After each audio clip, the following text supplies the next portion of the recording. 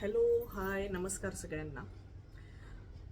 एक नुकतीच दुःखद घटना सगळ्या पूर्ण माणूस जातीला काळिमा फासणारी अशी घटना काश्मीरमध्ये म्हणजे पहलगाम इथे घडलेली आहे.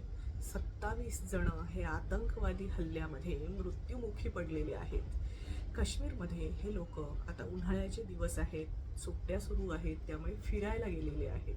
बरेच जण सुट्टीच्या काळामध्ये असा फिरण्याचा प्लॅन करतात आणि थंड हवेच्या ठिकाणी जाण्याचा प्लॅन करतात. आणि प्रत्येक भारतीयाला काश्मीर म्हणजे नंदनवन असं वाटत असतं. तर ते खरंच आता नंदनवन राहिलंय का? काश्मीरला भूवरचा स्वर्ग असं म्हणायचे, खरंच तो स्वर्ग राहिलाय का? किती वाईट आहे पहा. आणि हे अतिरेकी असा हल्ला करतात. कितीतरी कुटुंबाचा जो पोषणकर्ता आहे, आधार आहे, त्यांना असं करतात, मारतात. तर त्या अतिरेक्यांना धर्म आहे आणि हेतुपुरस्सर हिंदू धर्मावरती केलेला हा अटॅक आहे. तर अशा वेळेला तिथले जे लोक आहेत त्यांच्या सपोर्टशिवाय हे शक्य आहे का?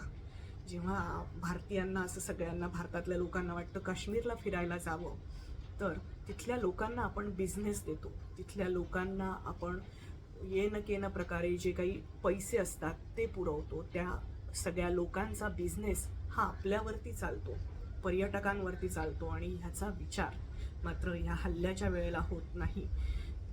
सरकारला नमवण्यासाठी या सगळ्या गोष्टी केल्या जातात. त्यामध्ये सामान्य माणसाचा बळी जातो. त्यामुळे सामान्य माणसाने विचार करण्याची गरज आहे की काश्मीरच्या आत्तापर्यंत आपलेले जे संबंध आहेत काश्मीरबद्दलचे ते आपण आता तोडण्याची वेळ आलेली आहे. धन्यवाद. त्यांचा बिझनेस बंद करा.